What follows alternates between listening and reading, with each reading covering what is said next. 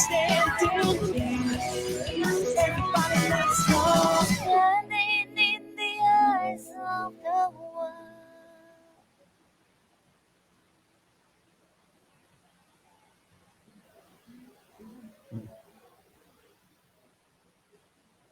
Okey, Assalamualaikum warahmatullahi wabarakatuh dan selamat pagi kepada semua warga negara Malaysia, khususnya kepada penonton-penonton FB Live yang bersama dengan saya pada hari ini. Alhamdulillah, sekali lagi saya ikut udara sekarang ni dalam media sosial yang dinamakan sebagai FB Live. Medium yang kita akan gunakan untuk berbicara berkaitan dengan rukun negara yang sekarang ni saya rasa tengah hangat diperkatakan oleh seluruh warga negara Malaysia. Kerana kita baru saja menyambut 50 tahun rukun negara di bawah Jabatan Perpaduan, kan? Okey, baik. Sebelum saya memanggil kepada tetamu panel saya yang akan bersama dengan kita pada hari ini, share, like, masuk sila-sila. Kawan-kawan, kita tambahkan like kita untuk memastikan hari ini kita menyemarakkan lagi perbincangan dan perbicaraan. Perbicaraan ni macam lama kamar lah pula. Okey, perbincangan kita berkaitan dengan rukun negara. Maaf, moderator ada masalah. Anak terkeluar. Alright, so sebelum saya pergi, saya nak maklumkan kepada semua pendengar-pendengar, share. Like, kita masuk. Alright, terima kasih kepada San Sinson. Macam Tan Ten Ton. Salam sejahtera. Terima kasih San. Terima kasih. Thank you. Alright, warga negara Malaysia, ayo kita berbicara tentang rukun negara pada hari ini bersama dengan pemimpin muda. Nurul Amira Muhammad. Assalamualaikum. Waalaikumsalam. Kita akan berlangsung lebih kurang dalam 1 jam pada hari ini. Kita akan berlangsung dalam 1 jam. Kenapa dalam telinga saya ada lagi lagu tu lah? Saya dengar lagu Malaysia. Apakah yang berlaku? Okey, kepada Zaidik Dor. Terima kasih. Nak tanya pendengar-pendengar ada dengar lagu-lagu ke? Atau dengar suara saya sedang bercakap? Sila masuk komen sikit.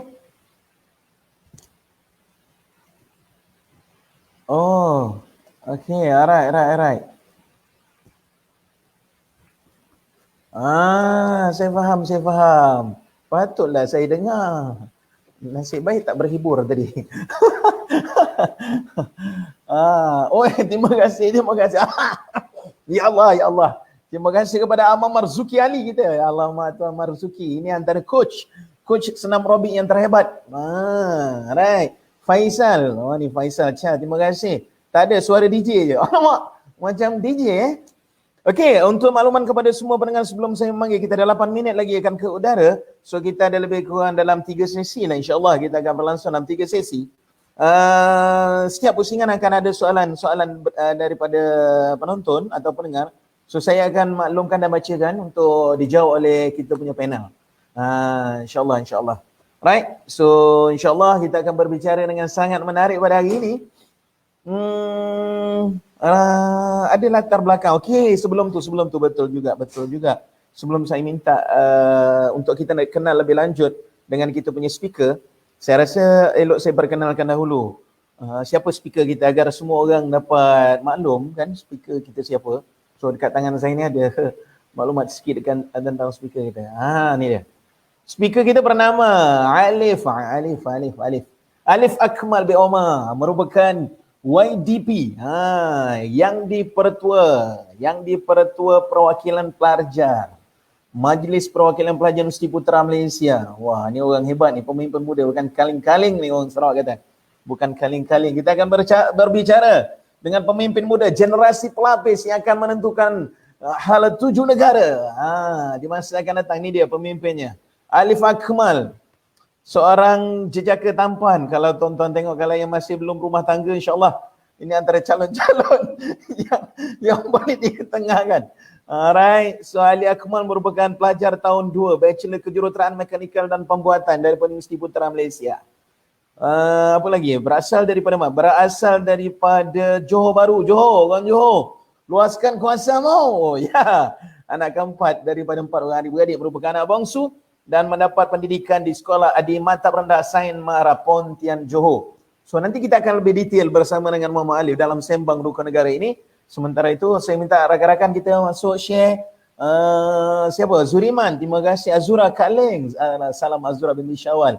JBSJ, terima kasih. Sherry Al-Qadri, Siti Nur Syazani Sining, terima kasih. Muhammad Ayub, terima kasih. Muhammad Ayub Rahman. Alright, terima kasih kerana sudi bersama. Kalau ada apa-apa masalah, minta tolong suara saya tak clear ke atau macam mana, minta tolong coretkan di ruangan komen tu nanti Alright. Okay, so hari ni satu topik yang sangat menarik. Kita ada 5 minit lagi untuk bersama dengan Alif. Saya rasa semua warga negara Malaysia harus faham benda ini, prinsip ataupun salah satu daripada ideologi kebangsaan yang perlu kita pegang bersama. Sejauh mana penghayatannya, sejauh mana orang muda faham, sejauh mana ia berada di sanubari, hati sanubari warga negara, hari ini kita akan kupas. Dan kita menjurus kepada orang muda pada hari ini. Apakah orang muda sudah benar-benar faham apa itu rukun negara? Apakah kita sudah berada di satu tahap yang boleh dibanggakan tentang memahami atau penghayatan terhadap rukun negara? Dan mengapa rukun negara ini penting sebenarnya? Semua itu kita akan kupas. Right? Di samping itu nanti penonton boleh juga mengajukan soalan-soalan untuk kita berbicara bersama dengan panel kita. Okay, so kita ada 5 minit. Come on, kawan-kawan, kita share, maklumkan kepada rakan-rakan kita yang lain bahawa kita sedang ke udara bersama dengan saya, Along Haslizar, salah seorang daripada pegawai di AILID, Institut Pembangunan Kecemerlangan Kepimpinan AILID. Alright? Okay. Ada lagi. Muhammad Faizal, Kuli. Oh, terima kasih. Lulus! Lain macam. Komen-komen daripada penonton ni boleh menyebabkan saya terhimpun lah.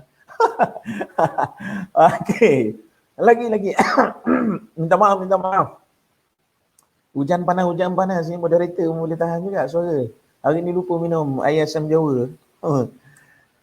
Okay, saya bacakan sedikit forum yang agak forum. Ini bukan forum, lebih kepada sembang-sembang bersama dengan seorang ahli panel.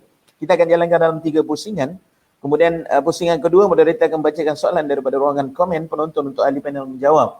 So biasanya ahli panel menjawab 3 soalan kita akan pilih dan kita akan bacakan dan ahli panel akan menjawab. Kemudian ahli panel akan beri maklumat kepada pendengar untuk memastikan bahawa terjawab persoalan-persoalan itu. Kemudian kita akan sambung dengan pusingan yang kedua. Kalau ada masa kita akan baca lagi soalan, 3 lagi soalan, kemudian kita akan sambung dengan soalan-soalan yang seterusnya. Dan kita jangka akan berakhir pada jam 12.30 pagi. Kita tak boleh panjang-panjang media ni kan. Nanti mengganggu orang tengah buat kerja kan. Oh, you are awesome. Ashraf Marullah, terima kasih. Pejabat TKSU, terima kasih. Tuan Ashraf, terima kasih bersama dengan kami, insyaAllah. Lanun Khan, nama Lanun Khan, terbaik.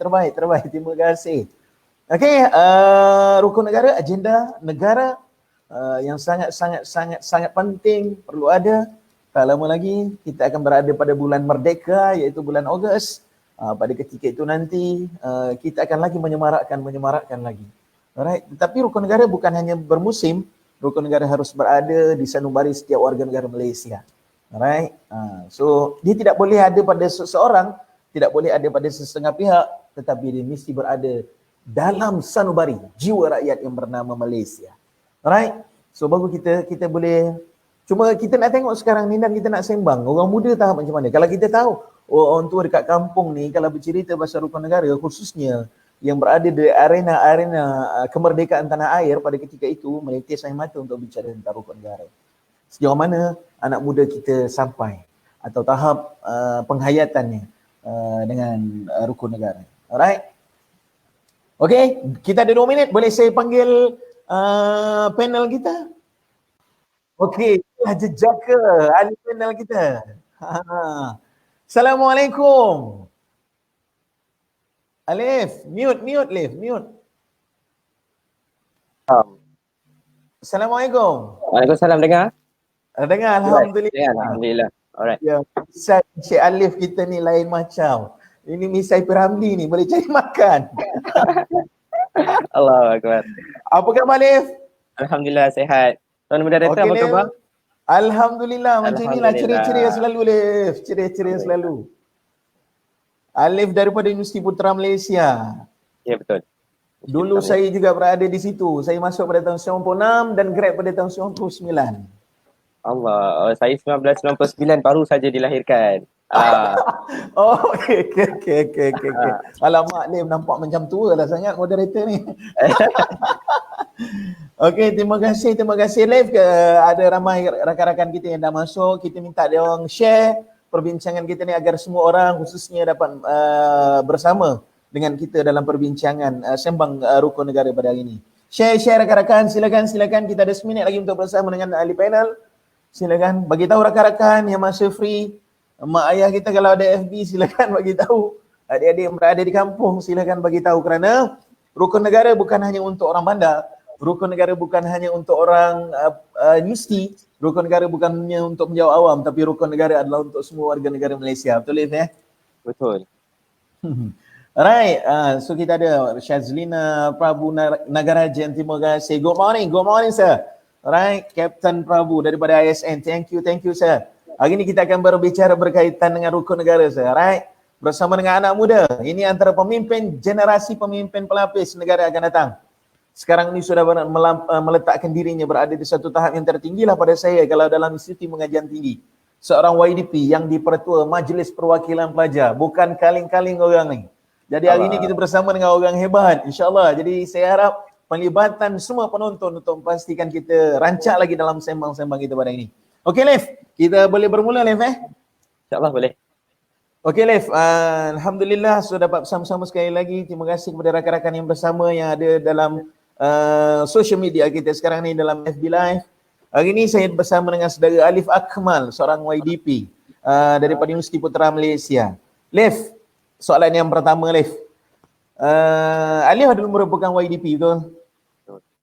Mungkin Alif sudah banyak pengalaman bermula daripada sekolah. Dia bukan terus jadi YDP ni. Sebab nak jadi YDP dia mesti melalui satu track yang sangat panjang lah pada saya. Bukan semua orang boleh letak diri berada di YDP. Orang nombor satu dalam kumpulan mahasiswa di Universiti Putra Malaysia. Kalau Universiti Putra Malaysia ada lebih kurang dalam 30,000 lebih mahasiswa. Jadi Alif merupakan orang yang menerajui mahasiswa. Alright, kita salute sikit kan. Okay. Boleh tak Alif untuk soalan yang pertama ni, saya nak Alif berkongsi dengan pengalaman dengan pendengar. Cerita kalau latar belakang Alif dan bagaimana penglibatan Alif dalam dunia kepimpinan ini bermula. Silakan Alif. Bismillahirrahmanirrahim. Assalamualaikum warahmatullahi wabarakatuh. Salam sejahtera. Salam Wila PM kepada semua pendengar, sidang pendengar yang hadir pada hari ini.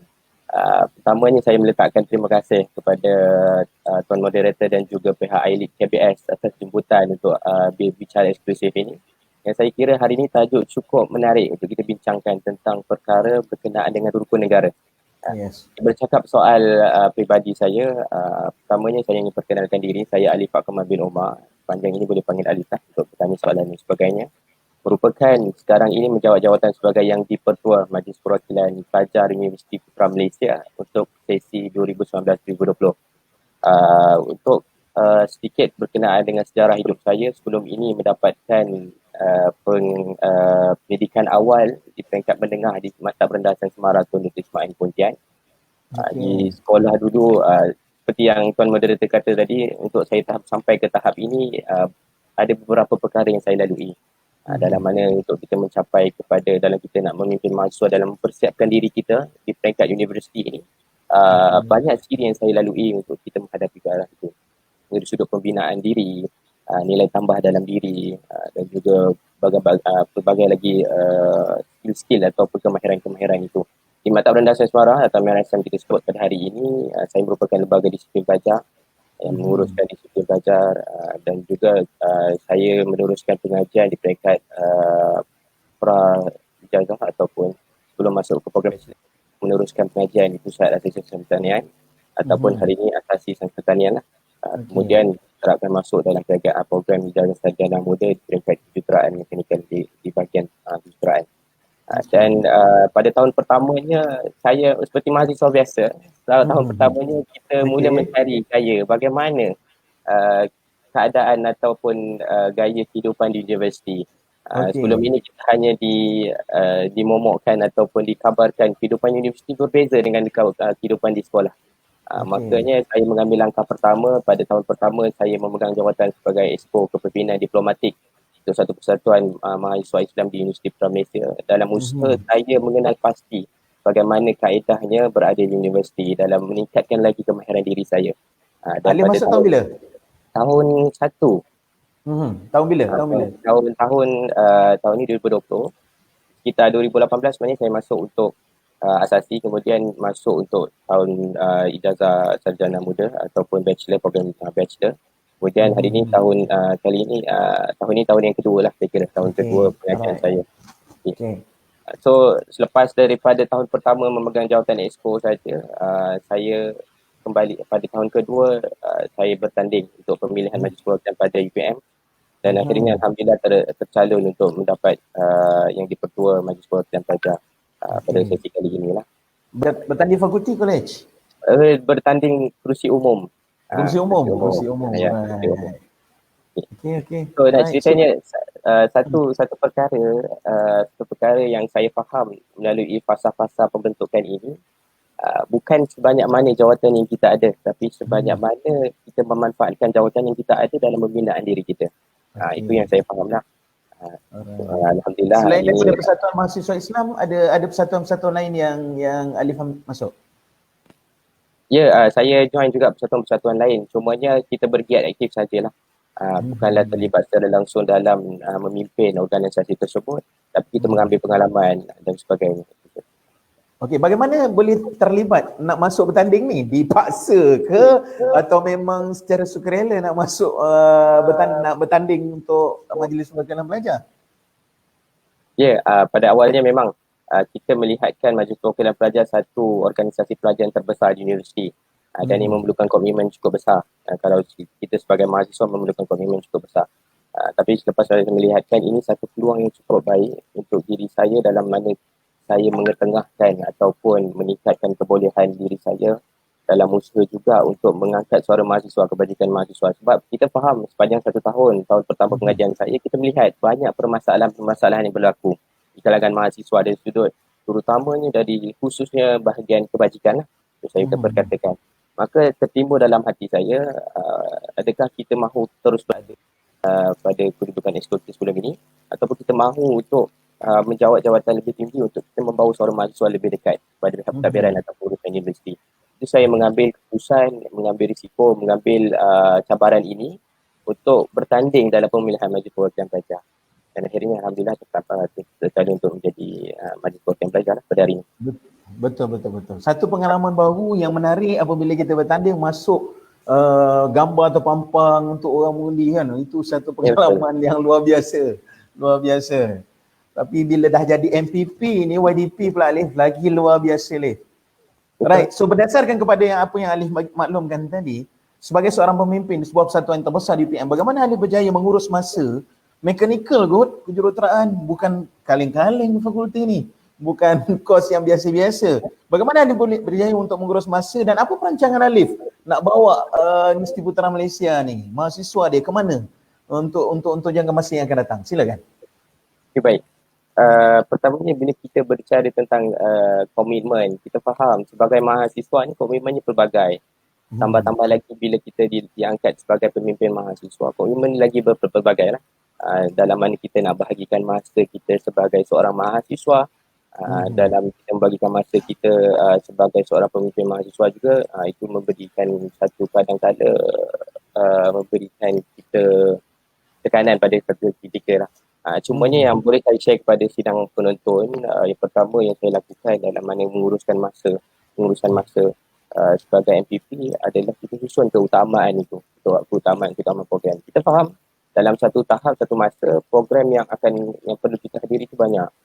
Dan satu masa program ataupun aktiviti-aktiviti itu bertindih dalam satu masa. Maka kita kena lihat keutamaan atau priority. Program mana yang patut kita hadiri dan kita utamakan terlebih dahulu berbanding yang lain. Dalam masa yang sama bukan kita mengendahkan atau tidak mengambil peduli menolak tepi kepada program yang lain. Tapi dalam mana itu kita kena bijak dalam delegate ataupun membahagikan masa kita, membagikan tugas. Berada satu organisasi, maka dalam organisasi banyak ahli-ahlinya. Maka kita boleh bagikanlah yang sebaiknya. Itu antaranya lah. Yang pertama susun keutamaan kita. Susun keutamaan kita ya.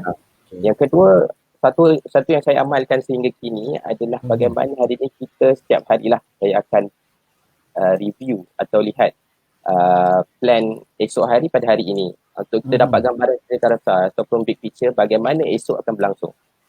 Itu sangat penting kerana hari ini mahasiswa banyak terlepas perkara-perkara penting sebab mereka tidak melihatkan perkara esok apa yang akan berlaku. Itu antara 2 tips yang saya lakukan lah dalam usaha untuk kita menjaga ataupun menguruskan masa kita sendiri sebagai seorang mahasiswa, bukan sahaja sebagai pemimpin tapi mahasiswa secara amnya. Berkaitan dengan soalan moderator juga berkaitan dengan apa hala tuju, apa yang saya ingin bawakan kepada perancangan saya sendiri untuk pihak universiti untuk meningkatkan nama universiti. Antara yang pertama saya lihat sebab kita faham dalam tenor kepimpinan Majlis Perwakilan Pelajar tidaklah begitu lama, 1 tahun tempoh kepimpinan. Makanya kita harus ada fokus ataupun yang kita sebut prioriti dalam pembawaan kita sepanjang satu sesi kepimpinan atau tenor kepimpinan. So melalui itu saya nampak perkara yang asas adalah untuk kita wujudkan kerjasama dengan pihak-pihak berkepentingan. Sebagai contoh apa?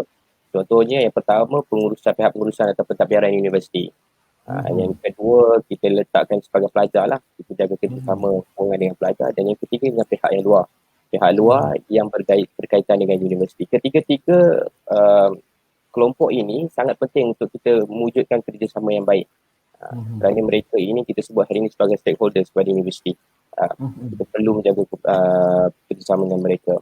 Saya lihat perkara ini penting dalam usaha, dalam mana kita memudahkan dalam perbincangan dan pendapat.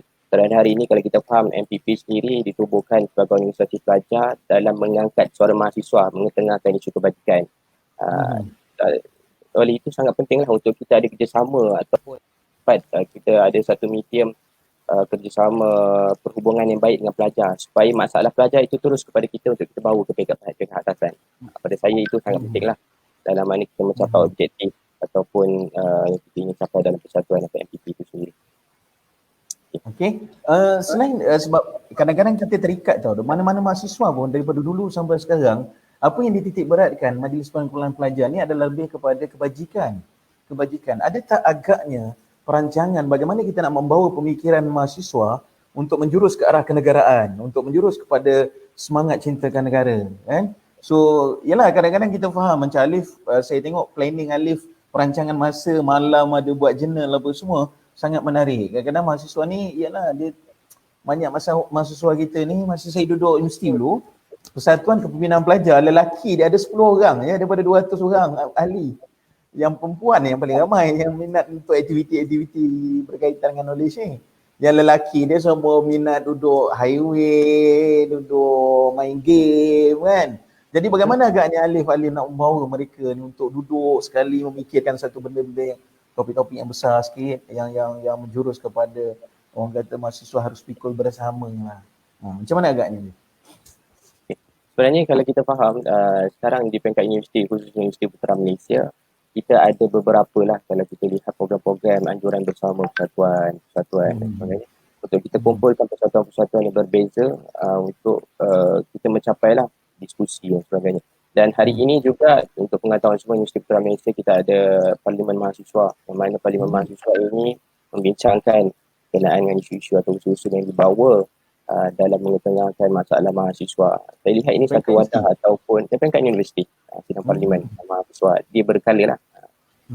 Dan saya nampak ini satu medium ataupun platform yang terbaik lah dalam mana kita berdiskusi dengan pemimpin-pemimpin mahasiswa yang lain, pemimpin persatuan, kelab, pemimpin fakulti, kolej dan sebagainya untuk kita bincangkan bagaimana hala tuju mahasiswa ni pada masa akan datang. Saya kira itu antara yang kita lakukan di Universiti Putra Malaysia. Okey. Ada topik-topik yang besar lah dalam perbincangan parlimen tu? Ya, topik itu pelbagai lah di dalam parlimen, ada topik yang besar dan juga kita melihat kepada keseluruhan lah kepada masalah mahasiswa, apa yang mampu kita untuk tambah baik. Bukan sahaja dari sudut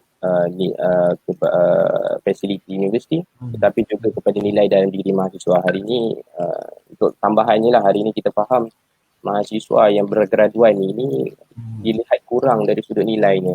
Maka ini menjadi satu tanggungjawab untuk kami, pemimpin mahasiswa, dalam mana mengetengahkan ataupun membawa program-program yang bersifat membina diri mahasiswa supaya bila mereka bergelar bergraduan nanti mereka dapat mengaplikasikanlah ataupun nilai diri itu cukup baik untuk diaplikasikan dalam dunia pekerjaan nanti.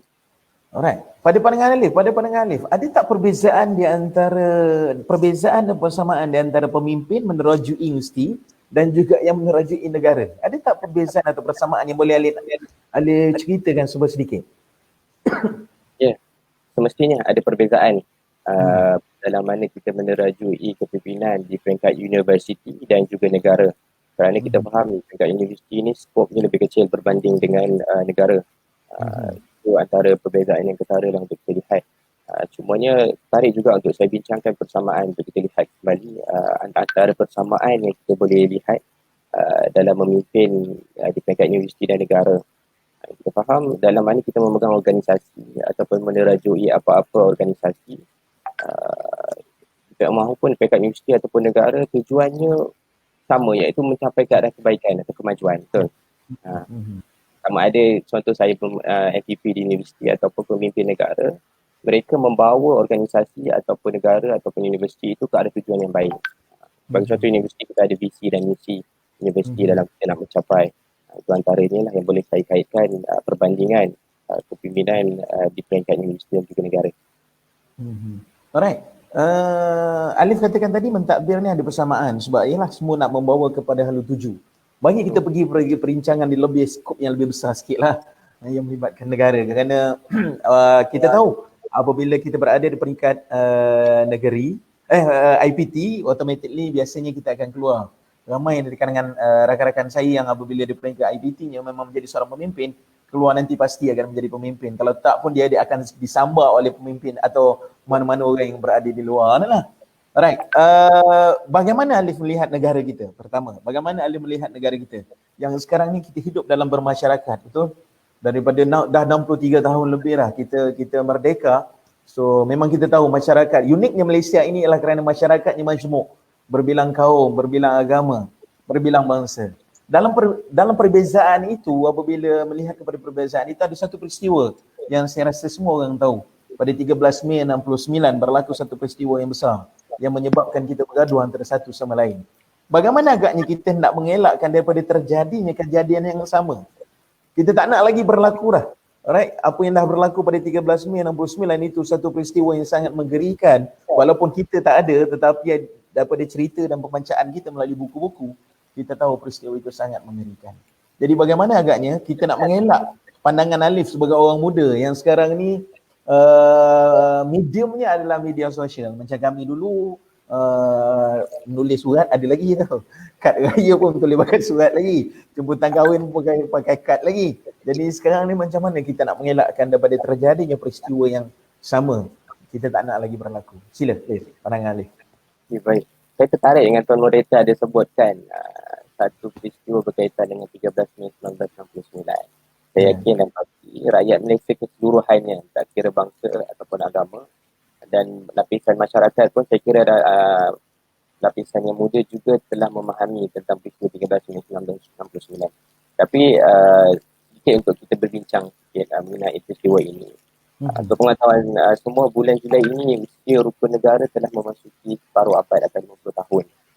Dan apa berkaitan rukun negara ini dengan 13 Mei 1969? Sebenarnya rukun negara ini merupakan satu deklarasi rakyat yang mana deklarasi ini mencegah daripada pertumpahan darah yang akan berlaku lagi lah. Maksudnya dengan adanya deklarasi atau rukun negara ini, kita mengharapkan supaya di masa akan datang tidak ada lagi tragedi hitam ataupun sejarah hitam negara seperti 13 Mei 1969 ini berlaku. Dan kalau boleh kita singkap kembali kepada sejarah berlakunya kepada apa perkaitan dia antara rukun negara dan juga 17 Mei ini. Rukun negara ini merupakan satu deklarasi yang terhasil akibat daripada peristiwa hitam tersebut 13 Mei 1969. Kerana pada ketika itu kalau kita boleh lihat kembali, rusuhan kaum yang begitu banyaklah ketika itu mendorong kepada kerajaan Perikatan Negeri ketika itu yang memerintah untuk bertindak segera dalam menyatukan semula rakyat berbilang kaum negara ini. Dan alhamdulillah hari ini rukun negara menjadi satu medium ataupun satu solusi ke arah mencapai perpaduan kaum pada masa akan datang. Soalannya bagaimana bagaimana kita hendak mengelakkan daripada terjadinya kejadian itu agar tidak berulang, betul.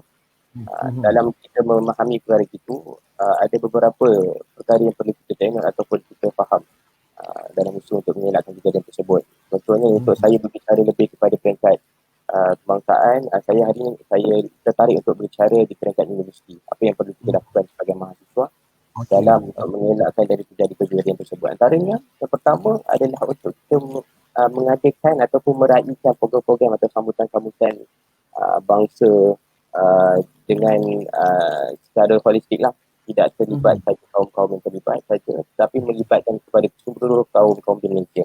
Sebab kita faham dalam negara Malaysia kita terdiri daripada kaum dan bangsa yang pelbagai. Kita ada contohnya bangsa Melayu, Cina, India, Iban, Kadazan dan sebagainya.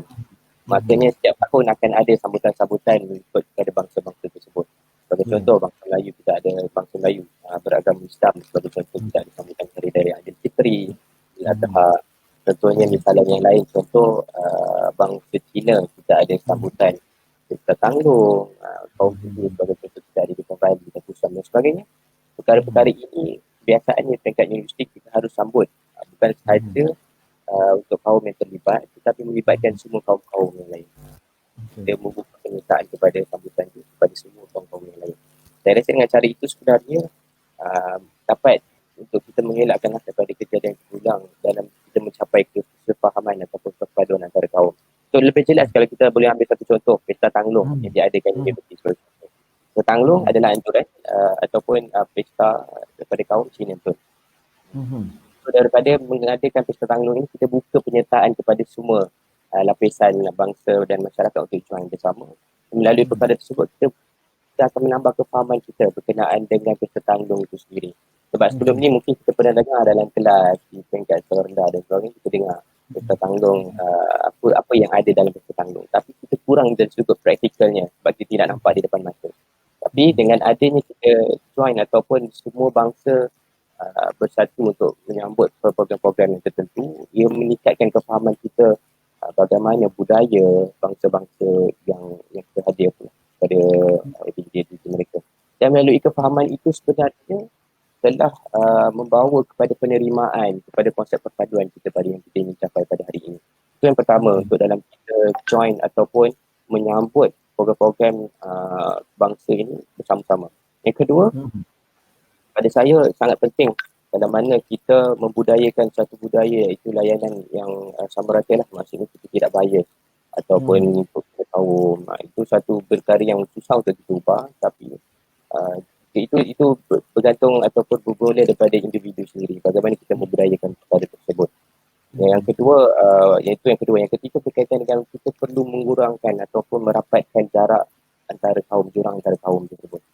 Bagi contoh di peringkat universiti kita ada pelbagai persatuan Hindu, persatuan agama Islam ataupun persatuan boleh kalau saya sebut memang beratus lah, artinya ada banyak sangat persatuan.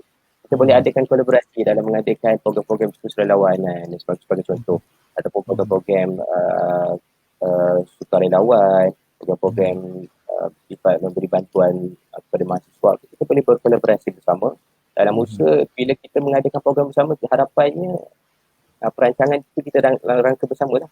Dan daripada perkara itu sebenarnya secara tak langsung telah mewujudkan perpaduan di antara kaum. Kenapa saya lebih tertekankan kepada peringkat universiti? Kerana pada saya, mahasiswa ataupun mahasiswa merupakan satu golongan atau lapisan masyarakat yang akan memimpin negara pada masa akan datang. Maka melalui peringkat universiti ini lah kita menanam nilai-nilai perpaduan dalam diri mahasiswa.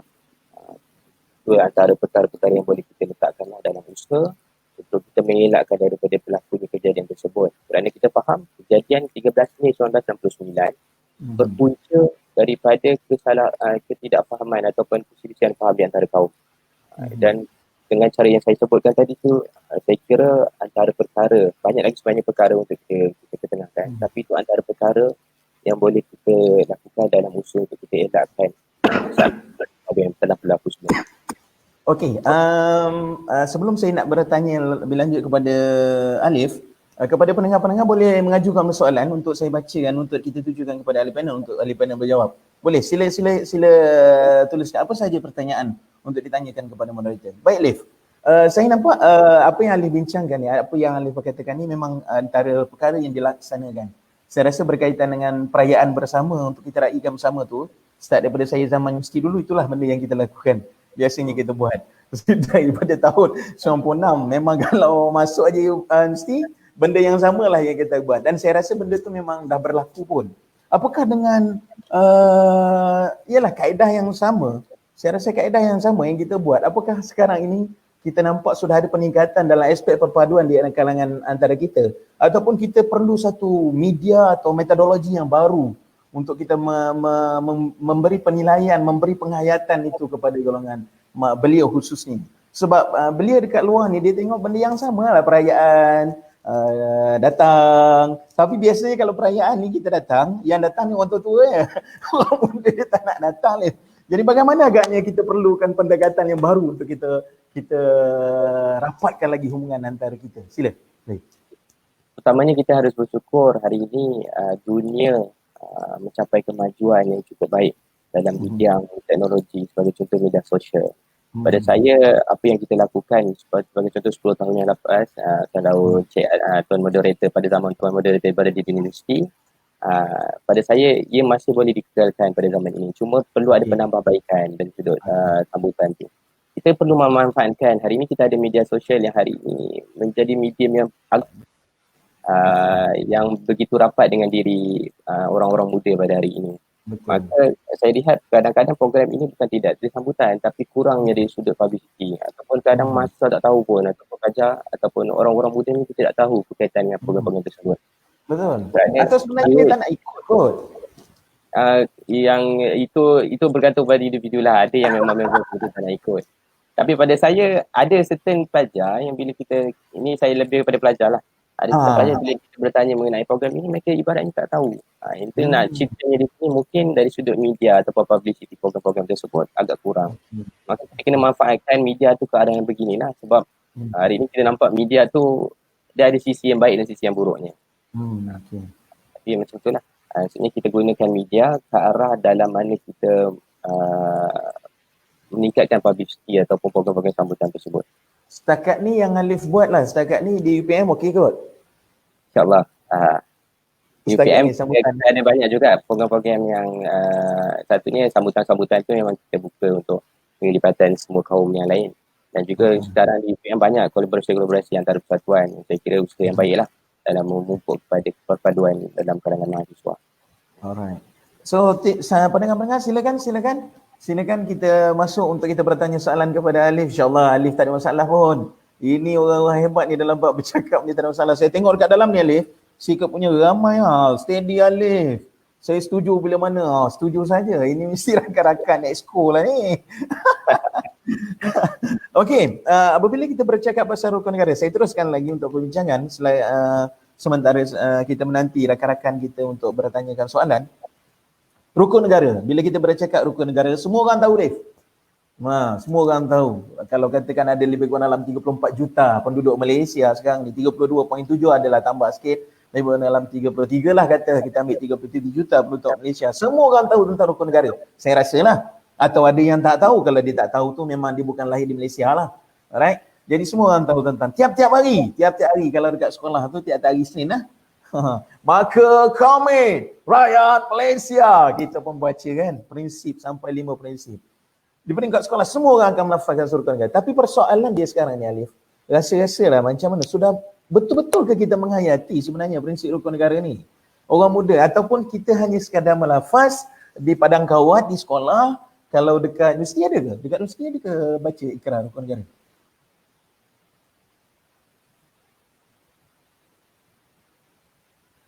Itu kurang sikit lah. Dia tidak diimplementasi di sekolah dulu. Kalau kita faham macam setiap perhimpunan ada kan setiap hari. Tapi di universiti dalam program-program tu agak tak ada lah sekarang. Okay. So agaknya boleh dijadikan juga sebagai salah satu aktiviti MPP. So apakah kita benar-benar sudah menghayati rukun negara? Silakan Rik.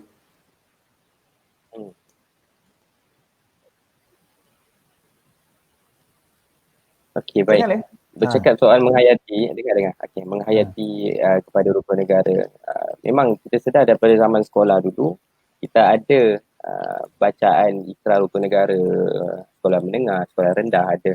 Tapi di peringkat universiti agak kurang untuk kita tekankan lah di peringkat universiti. Tapi pada saya, pada pandangan saya, bila berkata mengenai penghayatan rukun negara itu, pada saya masih belum cukup di kalangan orang-orang muda pada hari ini. Kerana kalau boleh saya kemukakan beberapa perkara isu-isu besar yang berlaku dalam negara hari ini. Sebagai contoh hari ini, bagaimana ramai yang rakyat Malaysia yang tidak mematuhi kepada undang-undang negara. Walhal dalam kepada rukun negara, kalau boleh kita lihat kepada perkara yang keempat, kedaulatan undang-undang. Kalau betul-betul rakyat Malaysia faham kepada prinsip-prinsip yang berada dalam rukun negara, mereka tidak akan melanggar pada undang-undang. Itu antara contoh yang pertama. Contoh yang kedua, contoh yang lain adalah contoh pertikaian kuasa yang di-Pertuan Agong atau Raja-Raja Melayu, Raja-Raja di negara kita. Kalau kita betul-betul faham kepada rukun negara, yang termaktub pada poin yang kedua dalam rukun negara, kesediaan kepada raja dan negara. Kesediaan kepada raja dan negara. Kita tidak akan berlakunya pertikaian kuasa tersebut kerana kita faham bahawa raja-raja ini yang menaungi negara dalam menentukan, dalam mengeluarkan keputusan dan sebagainya. Dan contoh yang lain hari ini kita nampak di media sosial khususnya banyak mereka-mereka ataupun rakyat-rakyat Malaysia yang tidak menghormati pemimpin mereka. Walhal kita faham negara kita adalah negara demokrasi. Dalam mana pemilihan pemimpin itu demokrasi. So bila satu pemimpin itu diangkat, ia merupakan pilihan majoriti masyarakat Malaysia. Maka kita kena faham yang kita perlu taat ataupun patuh kepada arahan ataupun taat kepada pemimpin negara. Hari ini kita faham perbezaan pendapat itu perkara biasa. Hari ini saya berbeza pendapat, sahabat saya berbeza pendapat. Itu perkara biasa, itu tidak boleh kita elakkan. Tapi bagaimana perbezaan pendapat ataupun teguran-teguran yang diberikan kepada pihak kerajaan itu harus kita salurkan dengan saluran yang sebenarnya. Bukan terus mengutuk di media sosial, memburuk-burukkan nama-nama pemimpin. Dan perkara contoh yang seterusnya ada hari ini, banyak kita dengar, kalau tuan moderator juga boleh lihat, banyak perkara berkaitan dengan pertendaan agama. Hari ini berapa ramai yang mempertendakan agama, menjadikan agama itu sebagai satu bahan lawakan, bahan hiburan dan sebagainya. Yang tidak meletakkan agama itu sebagai satu perkara yang serius. Walhal, kalau kita lihat pada rukun negara secara keseluruhan, yang pertama adalah kepercayaan kepada Tuhan lah. Kepercayaan kepada Tuhan. Bagaimana hari ini rukun negara ni ibarat satu perkara yang kita kena menurutinya mengikut kepada nombor-nombor satu kepada nombor dua, nombor tiga. Tapi nombor satu tu pun kalau kita mempersendakan kepada agama, bagaimana boleh kita katakan pada hari ini mereka ataupun rakyat Malaysia ni begitu menghayati kepada rukun negara. Sebab dia tak faham ke apa ni sebenarnya? Ya, dia tak nak baca ke apa? Kalau kita buat eksperimen lah kepada rakyat lah, kepada mahasiswa sebagai contoh. Ambil mahasiswa lah, negara 55 rukun negara tu. Saya yakin mungkinlah majoriti pada mereka akan dapat menyebut dengan lancar ke-55 perkara tu. Tapi masih juga melakukan permasalahan ataupun masalah tu masih juga berlaku sebabkan mereka tidak menghayati. Kalau menghafal mungkin ya, tapi pada saya untuk menghayati masih belum cukup dalam kita menghayati pada rukun negara pada hari ini. Bagaimana agaknya kita nak mereka menghayati? Itulah. Dalam mana kita nak menghayati itu dia banyak kaedah dia. Antaranya yang boleh kita lihat peringkat universiti sebagai contoh. Kita adakan, macam saya cakap tadi, program-program yang berkaitan itu. Sebab kita faham rukun negara diadakan atas deklarasi rakyat ini untuk membentuk perpaduan di kalangan rakyat. Maka dengan program-program yang berkaitan, sebagai contoh juga peringkat universiti mungkin boleh lepas ini untuk adakan ikrar dalam program-program ataupun majlis-majlis. Dan juga pada hari ini kita lihat macam yang kita sedang hadir ini juga berkaitan dengan forum dalam mana kita nak mengetengahkan dan kita meningkatkan penghayatan mahasiswa kepada rukun negara ini. Jadi forum-forum macam begini ataupun diskusi-diskusi begini. Sebab mahasiswa lebih kepada media sosial, betul? So dengan kaedah beginilah saya nampak dapat meningkatkan penghayatan mahasiswa. Tapi tuan moderator, satu perkara yang saya agak terpindah lah kepada rakyat Malaysia khususnya. Bila mana yang pertama rukun negara macam kita cakap tadi berkaitan dengan kepercayaan kepada Tuhan itu tidak digunakan sebaiknya. Dan mungkin ada persoalan di kalangan kita, kenapa kepercayaan kepada Tuhan itu diletakkan yang pertama? Dan melangkaui kepada kesetiaan kepada raja dan negara, luhuran perlembagaan dan sebagainya. Kerana pada saya, kepercayaan kepada Tuhan merujuk kepada agama. Kita kita faham majoriti masyarakat di Malaysia ini beragama dan agama menjadi satu asas dalam penerapan nilai murni. Saya boleh katakan ke semua agama lah. Tidak ada satu agama pun yang menceritakan tentang keburukan ataupun mengajak kepada kejahatan. Semua agama menerapkan nilai-nilai murni. Sebagai contoh, menyantuni orang lain, menerima pendapat, sebagainya. Semua agama menerapkan kepada itu. Jadinya itulah pada saya salah satu faktor atau salah satu kaedah dalam mana penghayatan ini kita kembali kepada agama lah. Itu antaranya yang utama. Alright. Kita ada Ruka Naleta. Ruka Naleta, nama pena dia ni. Dia kata dia ada soalan ni. Dia kata bagaimana menanggani sensitiviti perayaan eksklusif yang melibatkan kepercayaan khusus. Sebagai contoh, perayaan agama yang tidak boleh sewenang-wenangnya disambut oleh mereka yang memegang kepercayaan berbeza. Macam mana tu, Lif? Dia kata bagaimana nak menanggani sensitiviti perayaan eksklusif yang melibatkan kepercayaan khusus. Dia kata tak semua orang boleh masuk sebab dia melibatkan ritual agama. Macam mana kita nak atasi tu? Pada saya, dia terbagi kepada dua bila berkaitan program-program ataupun sambutan-sambutan bangsa ini, dia bagi kepada dua. Satu program yang boleh dihadiri oleh masyarakat secara amnya dan sebahagian lagi atau separuh lagi adalah satu program yang tidak boleh dihadiri ataupun tidak sesuai lah saya kira. Pada itu. Untuk menangani sensitiviti ini, pada saya, kita sendiri ataupun penganjur-penganjur yang mengajukan program-program ini harus jelas dalam mana program itu sama ada dia membawa sensitiviti ataupun tidak, kena jelas. Dan juga satu perkara lah yang kurang mungkin di daerah Malaysia ni, dari kita kurang di-educate mereka dari perkara-perkara sensitiviti ni lah. I mean, ada program yang boleh hadiri, ada program yang tidak boleh hadiri. Itu antaranya lah yang perlu kita di peringkat mungkin universiti boleh meningkatkan lagi kefahaman berkenaan dengan itu. Alright, ritual agama kan kadang-kadang ialah kita kena faham lah kita nak pergi majlis apa tu. Dia pokok pangkalnya kena faham lah. Kita nak hadiri majlis apa, kita boleh bertanya program-program macam boleh kita hadir. Boleh. Alright, sebenarnya yang penting ialah orang tu kena ambil tahu. Kalau dia tak ambil tahu dia pergi. Sekarang ni ialah media, apabila media ni semua orang nak highlight, tambah pula melibatkan kepentingan apa semua, so dia akan jadi huru-hara. Sebab itu dalam prinsip kita yang kelima, sopan dan susila. Jadi kita kena faham begitu. Alright. Baik, soalan yang kedua daripada Fauziah Muhammad Noor. Dia kata, Saudara Alif, wah, ikon anak muda masa kini. Ui, ini Fauziah ni ada kena mengenal ke? Apakah bentuk penghayatan rukun negara yang boleh dibuktikan oleh anak muda? Apakah bentuk penghayatan rukun negara yang boleh dibuktikan oleh anak muda khasnya di media sosial?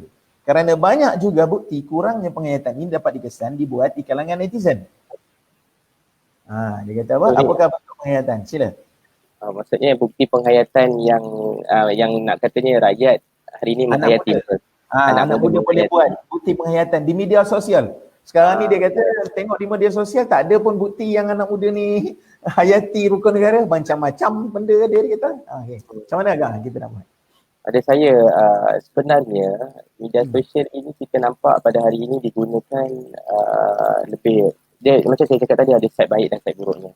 Tapi hari ini ramai melihat media sosial ini ke arah yang keburukan. Walhal sebenarnya banyaknya program yang dianjurkan sebagai contoh di peringkat universiti yang menunjukkan kepada perpaduan itu ingin kita capai. Tapi kurang dari sudut hebahannya di peringkat di media sosial.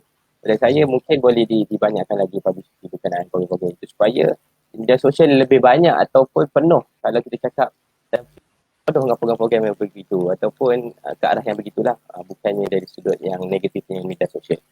Dan media sosial boleh kita manfaatkan dari sudut penulisan. Ada mungkin di antara kita yang hebat ataupun baik dalam penulisan. Boleh kita ketengahkan penulisan berkaitan dengan perpaduan-perpaduan ataupun di perlu negara ni. Dan hari ini juga banyak anak-anak muda yang terdedah ataupun begitu banyak membuat video-video pendek. Dalam mengetengahkan beberapa perkara. Saya rasa boleh juga berkaitan dengan perkara itu. Anak-anak muda ni mengambil peluang dalam mereka membuat video pendek itu meletakkan konten-konten berkenaan dengan rukun negara. Untuk supaya bila orang-orang muda ni yang mana tertarik dengan media sosial, yang lebih rapat daripada media sosial ni, mereka melihatlah bahawa rukun negara itu sebenarnya dihayati dalam kehidupan kita seharian. Alright. Agaknya perlu banyak hashtag rukun negara ke atau macam mana? Sebab once bila kita type hashtag tu keluar semua pasal rukun negara yang baik-baik kan? Ya, itu salah satu strategi kalau nak cerita pasal media sosial ni. Saya tak begitu arif. Cumanya adalah strategi-strategi untuk kita naikkan bahagian tu. Sebagai contoh macam Tuan Moderator cakap tadi berkaitan dengan letakkan hashtag supaya capaian tu lebih besar. Supaya orang nampak macam ibarat macam kempen yang hashtag dan sebagainya tu. Itu antara AJK, kaedah. MPP ada AJK teknologi maklumat? Ada. Jadi bahagian media dan hubungan. Dia mesti arif dan lagi hebat dan lagi laju daripada media tu kan. Alright, baik. Ya, Seterusnya soalan yang ketiga daripada Daniel Iskandar. Rasanya Daniel ni macam pernah jadi panel kita dulu ni. Macam mana ingin memupuk sifat profesionalisme dalam kalangan belia?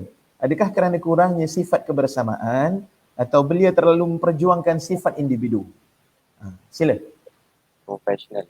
Dia cakap pasal profesional dalam kalangan mahasiswa ni, dia bergantunglah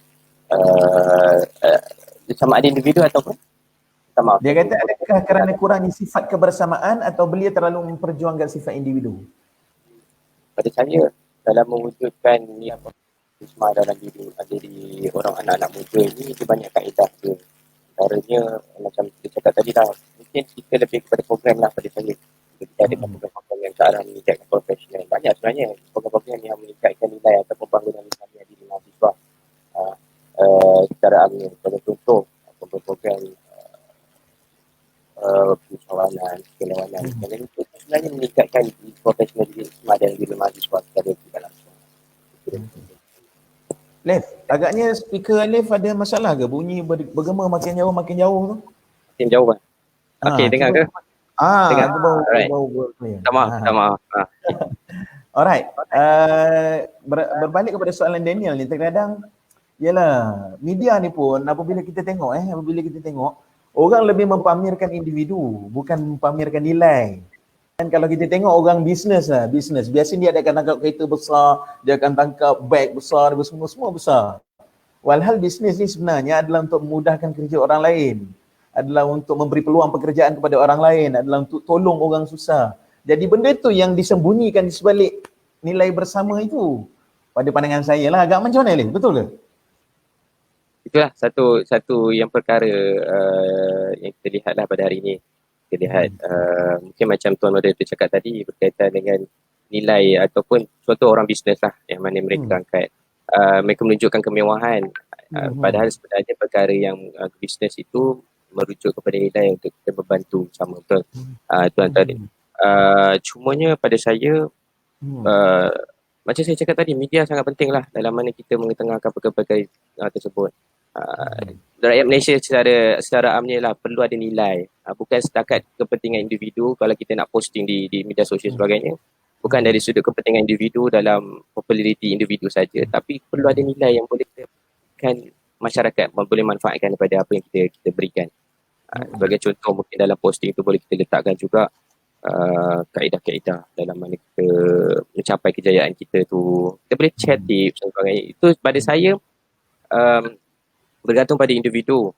Dan individu tu perlulah melihat kejayaan di hari itu patutnya membawa manfaat juga kepada orang lain, bukan untuk individu saja. Dan dia berbaliklah kepada penghayatan rukun negara kita yang kita bincangkan pada hari ini. Okey. Saya terkadang terbaca juga di Jepun Kenapa di Jepun nilai membuang sampah, kutip sampah boleh menjadi sebagai tamadun semacam habitat tabiat mereka agaknya. Kenapa benda tu daripada kecil sampai dewasa semua orang mementingkan kebersihan? Apa rahsia yang ada pada Jepun? Agaknya lah kod pandangan Alif macam mana? Agak Alif pernah pergi Jepun ke? YDP pernah pergi Jepun kan? Belum lagi. Belum. Agak macam mana? Kaitan dengan pembudayaan ini, satu perkara yang saya nampak, ia bergantung kepada apa yang dibawa oleh pihak kerajaan lah dalam mana kita nak pembudayaan. Sebenarnya pada saya, pembudayaan itu tidak berlaku secara drastik. Kalau contoh hari ini kita selalu buang sampah, esok kita stop buang sampah terus, tidak.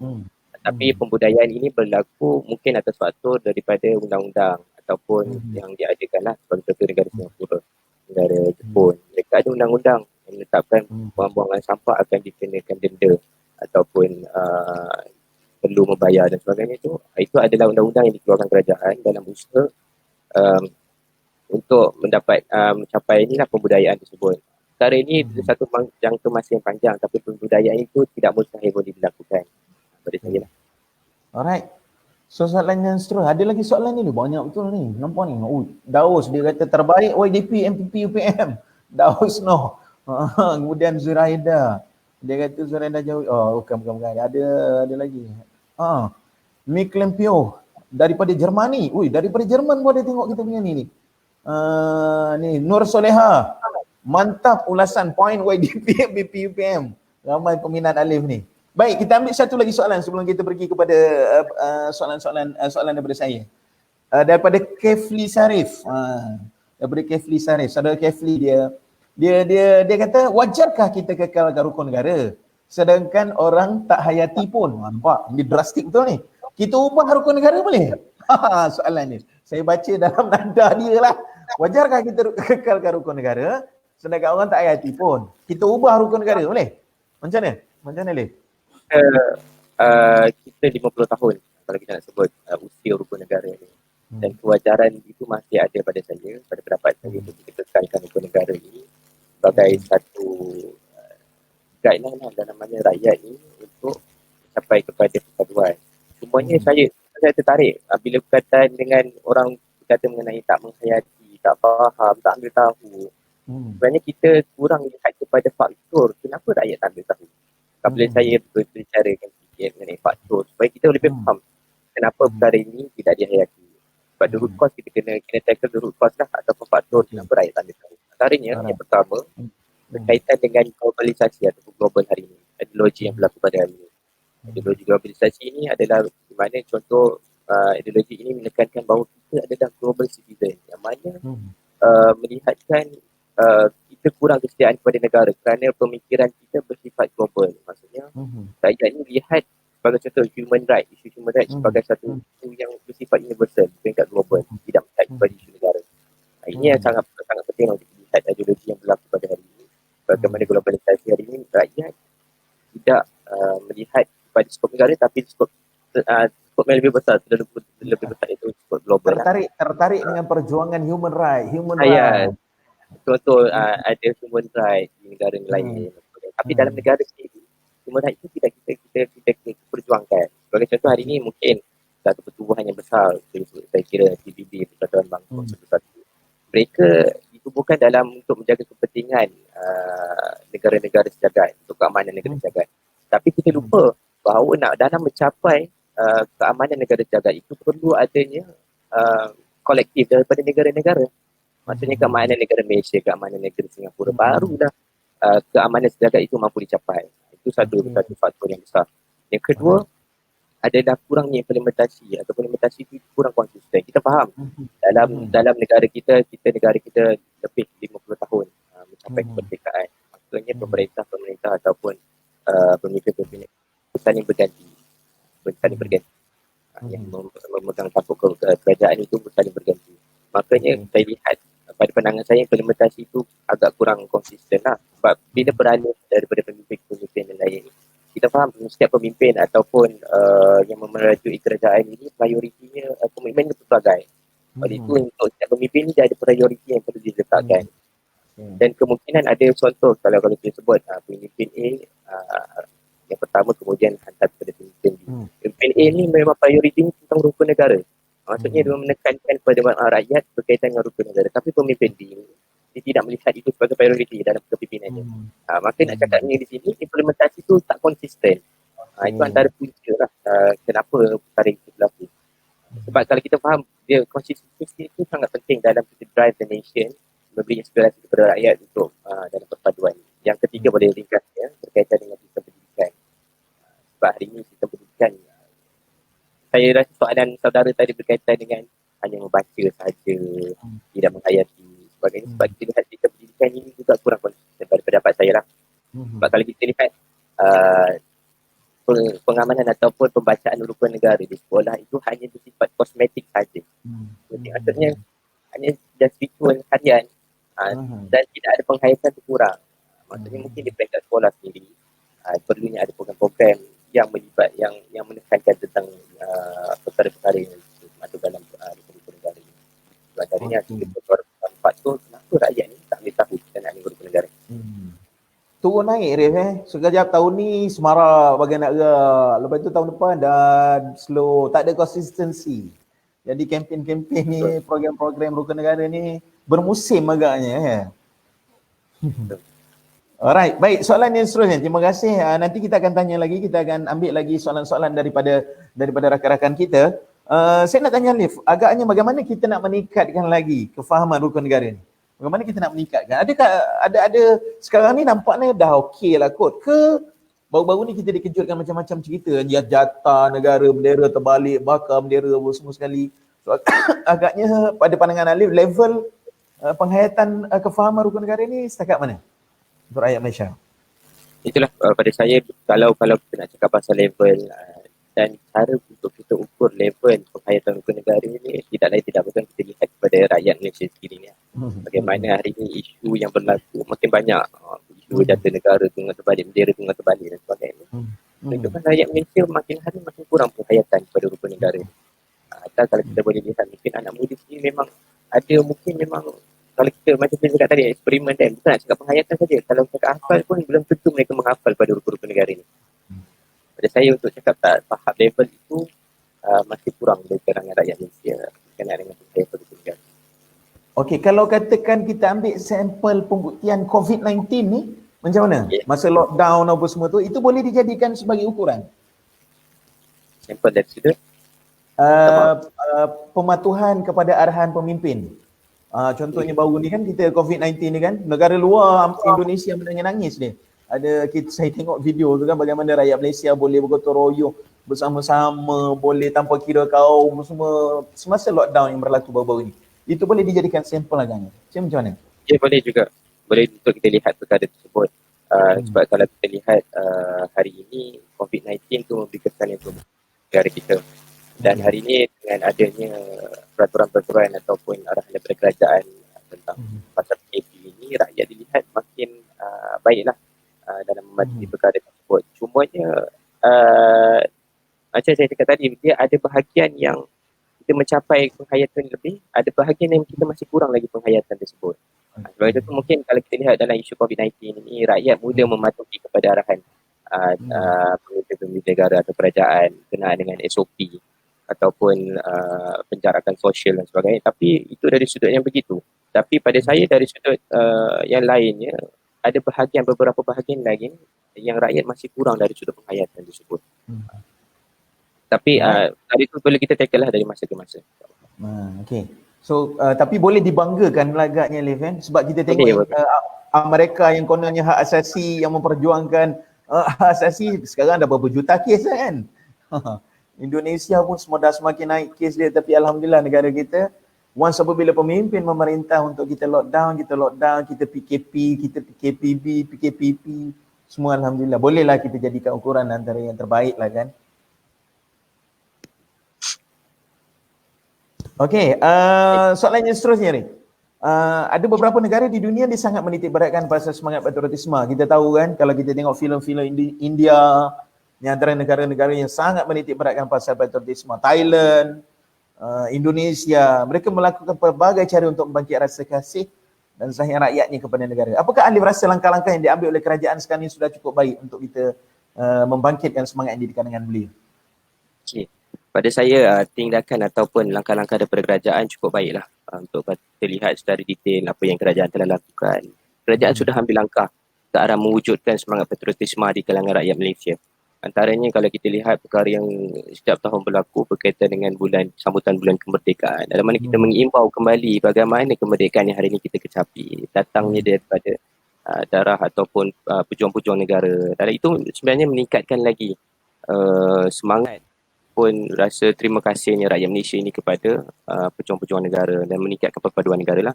Sebagai contoh lain dari sudut medianya, RTM rancangan rasmi lah daripada kerajaan Contoh rancangan-rancangan arkib. Kalau Tuan Moderator pernah lihat rancangan arkib, menekankan berkenaan dengan hari ini dalam sejarah. Perkara-perkara begini sebenarnya kerajaan secara tak langsung, walaupun saya kira rakyat Malaysia mungkin ada yang melihat, ada yang menonton ataupun tidak. Tapi sebenarnya kerajaan telah pun melakukan langkah-langkah tersebut. Sebagai contoh macam saya cakap arkib tadi, hari ini dalam sejarah, menunjukkan bahawa bagaimana sejarah negara pada ketika dahulu. Sangat penting. Sebagai contoh yang lain, dari sudut Dewan Bahasa dan Pustaka, mereka mengadakan kempen bahasa jiwa bangsa. Perkara ini masih berlaku. Dan di peringkat sekolah Orang muda tak nak tengok ni. Itulah kelemahannya pada orang muda, lebih kepada media. Betul? Orang muda dia tak nak tengok hari ni dalam sejarah. Dia kata orang tua-tua je tengok. Cuma bicara dari sudut tindakan daripada kerajaan itu ada. Dari sudut konteks itu ada. Cuma bagaimana anak muda ni melihat ataupun medium yang sesuai untuk approach kepada anak-anak muda itu perlu dilihat kembali lah. Kerajaan perlu lah. Alright, Leif, agaknya sekarang ni kan orang yang memburuk-buruk negara ni kan, agak dia tak sayang negara. Apa pandangan Leif kepada rakan-rakan kita, netizen atau rakyat Malaysia sendiri yang memburuk-burukkan orang lain, negara kita di luar? Apa pandangan Leif?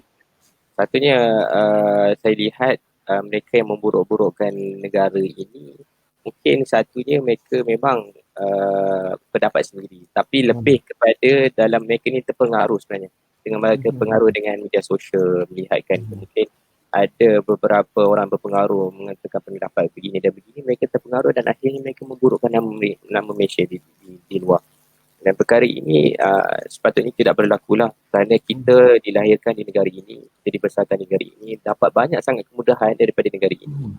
Malaysia memberikan banyak kelebihan kepada kita dalam menjaga keamanan kita, menjaga perpaduan dan sebagainya, tapi hari ini kita dilihat memburukkan nama, ataupun kalau peribahasa Melayu ni disebut kacang lupa dengan kulit lah. Macam tu. Sangat tidak patutlah pada pendapat saya untuk pada hari ini kita ke arah macam tu. Kalau boleh kita lihat sedikit berkenaan dengan contoh hari ini, apa kerajaan dah bagi pada kita atau apa Malaysia dah bagi pada kita. Dari sudut kesihatannya, mungkin hari ini Malaysia antara negara yang saya kira dari sudut kos perubatan tu agak rendah berbanding negara-negara lain. Itu rakyat perlu tahu, rakyat perlu sedar, perlu menghargai. Dan contoh lain hari ini, bantuan kesihatan nasional PPN yang diberikan kepada seluruh lapisan rakyat Malaysia. Tiada ada yang tertinggal. Kalau kita lihat kepada media sosial menunjukkan bagaimana infografik menunjukkan isi keluarga dapat berapa dan sebagainya. Itu antara perkara yang Malaysia bagi pada rakyat. Tapi pada hari ini rakyat masih juga melakukan apa itu. Pada pendapat saya perkara ini tidak seharusnya berlaku lah. Dalam mana kita patutnya ada nilai kenegaraan dalam diri kita masing-masing rakyat Malaysia. Betul, beruntung kita rakyat Malaysia lah. Start daripada lahir sampai masuk liang lahat semua ada kerajaan Malaysia tanggung. Betul kan? Betul. Daripada lahir dapat sumbangan, dapat pergi hospital, sumbangan cucuk lah apa semua, sampai Baitul Mal bantu untuk masuk dalam kubur. Betul. Agak mana kita nak cari lagi negara yang macam ini kot. Okey. Ni ada saya ni batuk bila bercakap pasal negara ni, semangat dia lebih sikit. Leif, ada soalan berkaitan dengan ni daripada Tamrai. Dia kata, setuju ke tidak kalau kita tubuhkan Suruhanjaya Perlembagaan Negara di bawah yang di Pertuan Agong? Sorry. Hello. Dengar tak? Boleh saya ulang, saya tak dengar. Setuju atau tidak kalau kita tubuhkan Suruhanjaya Perlembagaan Negara? Okey, baik. Berkaitan dengan Suruhanjaya Perlembagaan Negara ini, kita kena lihat dalam mana penubuhan sesuatu Suruhanjaya itu. Pada saya kita kena lihat apa objektif yang ingin dicapai pada organisasi atau Suruhanjaya yang ingin dicapai, yang ingin dibentuk tersebut. Sebab kalau nak cakapnya Suruhanjaya Perlembagaan Negara, kalau kita mudah fahamnya, Suruhanjaya ini akan dibentuk dalam mana kita melihat menimbal balik atau check balance Perlembagaan Negara, betul, di bawah konsep YDPA. Pada saya pada ketika ini pun perlembagaan negara itu masih baiklah untuk kita gunakan, ataupun ada kaedah dalam mana kita melihat perlembagaan negara ni, pengubalan dan sebagainya. Pada saya jika tiada keperluan Suruhanjaya tersebut diadakan, maka tiada keperluan untuk kita tubuhkan perkara yang tersebut. Sebab kita faham negara 50 tahun dah merdeka dan keadaan perlembagaan itu pengubahan, pengubalan dan sebagainya berlangsung atau berlaku dengan keadaan yang baik. Itu jawapan dan respon dari saya lah. Alright. So Leif, sebenarnya dah tak sedar kita dah tamat dah Leif. Dah pukul 12 dah pun. Dalam keadaan tak sedar. So saya rasa terima kasih kepada daripada saya kepada Alif, pandangan-pandangan yang diberikan. So akhir kata daripada Alif untuk kita rakyat Malaysia, khususnya kepada mahasiswa UPM, apa yang perlu kita buat, apa yang perlu kita lakukan untuk kita membudayakan rukun negara. Silakan Alif. Okay, baik. Harapan saya yang cukup besarlah kepada seluruh rakyat Malaysia, khususnya rakyat muda ataupun pemimpin-pemimpin muda dan juga mahasiswa khususnya di peringkat universiti, perlulah menghayati keseluruhan pada rukun-rukun negara ini. Bukan setakat kita menghafal pada hari ini, tetapi bagaimana kita menghayati rukun negara ini sangat penting. Kerana saya faham, kita kena faham generasi muda pada hari ini akan meneruskan perjuangan atau tampuk kepimpinan negara pada masa akan datang. Perpaduan itu tidak kita capai pada usia muda ini, bagaimana ada tuju negara pada masa akan datang. Kita tidak mahu mengulang kepada peristiwa yang kita sebut tadi 13 Mei 1999 disebabkan tiadanya perpaduan atau kurangnya perpaduan di antara kaum. Kerana kita faham negara kita ni berbeza, unik berbanding negara-negara lain. Terdapat banyak sangat bangsa di negara kita. Bagaimana kita mampu untuk ke arah perpaduan negara, perpaduan bangsa itu harus dipikirkan. Seperti yang kita bincangkan sepanjang tadi itu, banyak sebenarnya kaedah-kaedah yang boleh digunakan dalam meningkatkan perpaduan negara. Dalam masa yang sama sebenarnya menghayati rukun negara tersebut. Harapannya begitulah, kita harapan lebih khusus berkaitan dengan media sosial. Kita generasi muda memang daripada media sosial. Kerana perkara itu menjadi satu kita sebut sebagai teman akrab mereka lah. Dan cakapnya apa-apa bangun celik-celik pun buka media sosial. Hidup pun nak tengok media sosial. Maka kita semua pihak perlu memanfaatkan sebaiknya lah media sosial tersebut dalam mana mengimplementasi penghayatan kepada rukun negara dalam diri rakyat Malaysia. Okey, terima kasih Alif. Semoga terus berjaya menerajui kepimpinan nahkoda kapal Universiti Putra Malaysia. Terima kasih juga lah saya ucapkan kepada pihak ini KBS atas jemputan untuk kita bincangkan perkara ini, walaupun tidak mungkin ada antara kita yang melihat perkara ini perkara yang biasa, tapi cukup penting dalam perpaduan negara. Betul? Alright, so terima kasih. Good luck Alif. Semoga maju jaya dalam apa jua bidang yang diceburi. Terima kasih. Assalamualaikum. Waalaikumsalam. Okey, Alhamdulillah. Begitulah tadi selesai perbincangan kita bersama dengan saudara Alif Akmal Omar daripada Universiti Putra Malaysia. Merupakan majlis perwakilan pelajar yang dipertua Majlis Perwakilan Pelajar. So saya dalam sesi ini batuk-batuk mengendalikan. Nampak dah masuk umur ni kot, veteran kot. Alright, so apa pun tuan-tuan, mari kita lihat kepada Jepun. Bagaimana Jepun berjaya membudayakan amalan-amalan baik yang berlaku dalam negara mereka. Kita perlu ada satu kesinambungan, kesepaduan semua orang untuk memastikan penghayatan rukun negara ini berjalan dengan baik. Ibu bapa dalam institusi keluarga, masyarakat, Tok 4, ketua kampung dalam institusi masyarakat, organisasi kerja setempat, kemudian seterusnya kepada dasar-dasar perancangan yang dilakukan oleh negara. Semua elemen ini perlu mengembeling tenaga serentak. Balik khusus keluarga uruskan pula berbicara tentang rukun negara, menyampaikan satu tentang rukun negara. Pergi ke alam pekerjaan, pergi alam sekolah-sekolah mainkan peranan. Kerajaan buat pula kursus untuk penghayatan. Jadi kalau semua elemen ini digembelingkan sekali untuk memastikan pembulaan itu berjalan, insya-Allah saya pasti suatu hari nanti kita akan mencapai objektif rukun negara itu sendiri. Right? So penghayatan itu penting, semua orang perlu memainkan peranan. Jangan hanya ambil kerajaan saja, semua institusi keluarga tak boleh serahkan kepada satu badan saja. Apa yang berlaku di Jepun dalam pengkajian yang dibuat ialah semua elemen ini main peranan. Balik sekolah dia, sekolah buat, keluarga-keluarga buat, masyarakat kerajaan dah tentu dengan dasar dia, akhirnya budayaan itu akan berlaku. Begitulah kita mengharapkan agar rukun negara ini terus dihayati seperti mana yang kita harapkan. Semoga negara kita terus menjadi antara negara yang menjadi peneraju dalam bidang kemanusiaan khususnya. Kerana kita mempunyai satu ideologi kebangsaan yang sangat cantik dan baik yang dibuat pada tahun 1970. 1 Ogos 1970, rukun negara tercipta untuk pastikan negara terus aman, damai, makmur, maju dan bahagia. Terima kasih. Kita jumpa lagi dalam FB Live yang seterusnya bersama dengan Ailit, insya-Allah untuk membicarakan topik-topik perbincangan yang lebih menarik dan hangat untuk negara tercinta. Terima kasih daripada saya. Assalamualaikum warahmatullahi wabarakatuh. Alright, bye-bye.